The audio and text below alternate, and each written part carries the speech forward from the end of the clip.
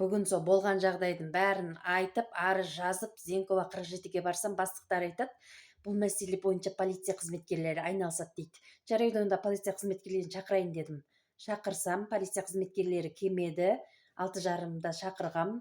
Мен кетіп бара жатқан кезде 7:30 болды. 7:30-ға дейін мен күтіп тұрдым полиция қызметкерлерін, келген жоқ.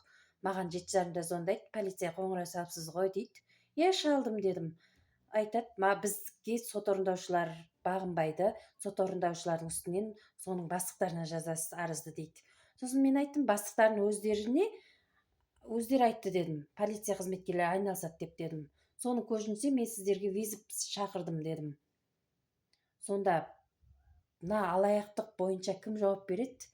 Полиция араласпаса, сот орындаушылардың бастықтары сот орындаушыларға сөзі өтпесе, Зенкова 47-де отырғандар не істейді?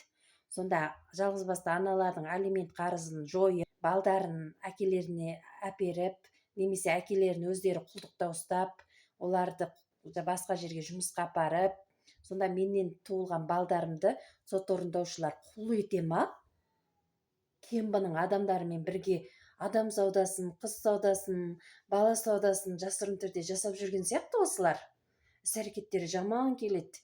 Алматы облысының Еңбекшіқазақ ауданында Кембада істейтін Әділ Құдайберген азаматтығыңды әперем деп 2017 жыл 500 мың теңге алады.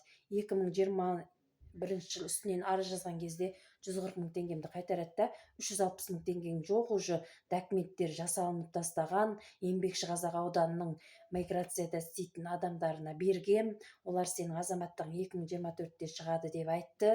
Сен балдарыңмен жан-жаққа жүгірмей-ақ қой, 2024 жылды күт деді. Сонымен жарайды деп 2024-ті күттім. Шыққан жоқ. Үстінен арыз жаздым. Мені топасқа санап, мені мазақтап, сондай істеді.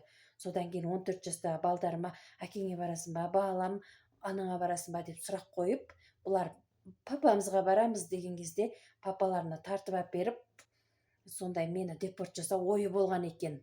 Алайда ол ысқақ қасымды Кембаның адамдары, сот орындаушылар құлдықта ұстап, өздері өсті ашып беріп, соның тапқан табысын өздері жеп отқан сияқты.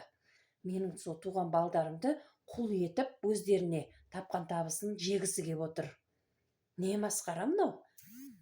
1979 жылы туылған Ысқақ Қасым, алиментке 5 миллион теңге қарызы бар.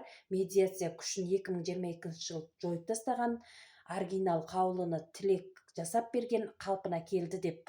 Соның бәрін Зенкова 47-ге берген. Зенкова 47 маған сот орындаушыларды берді. Енді сот орындаушылар бір жерін қысып жұмысын жасауын сұраймын. Шара қолдануыңыздарын сұраймын. Не зорлық зомбылық мынау?